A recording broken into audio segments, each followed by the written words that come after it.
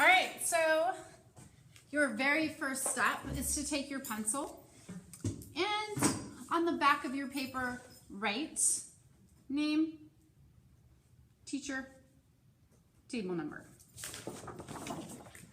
That's super important to do first because you're going to turn it over and paint on the other side, and that will get difficult later.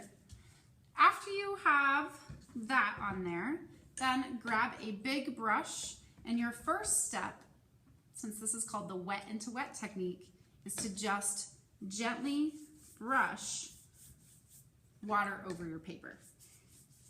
I like to work in one section at a time. So if I picture my paper into 4 different locations, I'm working just right now on the top corner here. Now after it's good and wet, you don't want it to be too wet, so don't just pile the water on there, just a thin layer. Then you're gonna start to pick out some colors. So I'm kind of imagining a sunset, almost nighttime sky. So I'm gonna get my brush really wet and I'm gonna swirl it around in some blue. Now, if the paint is really dry, I'm gonna take my time with this step and really make sure I'm getting some paint on my brush. A lot of times people will tell me, oh, it's not dark enough, but they just haven't swirled their brush around enough.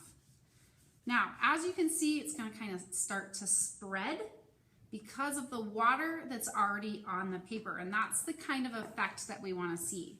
So now I'm gonna switch up my colors and start blending some colors together using this technique. Before I switch my colors, people, you're in 4th and 3rd grade, you know this already.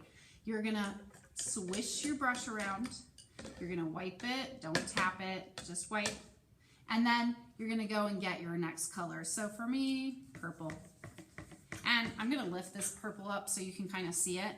There is no blue on that purple because I cleaned my brush like I should have. So don't forget to swish and then wipe your brush on the edge of your water container.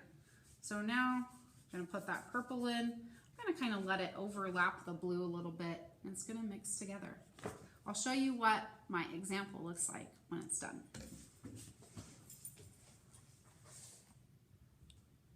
All right, so as you can see, my sky is all filled in. Experiment with this, have some fun, do a lot of different colors, and then when you're done, make sure your name is on it, and support the bottom of the paper and hold it flat as you carry it to the drying rack. Make sure you don't stack paintings on top of each other at the drying rack, and then you can get one piece of paper to do a free paint with. Have fun.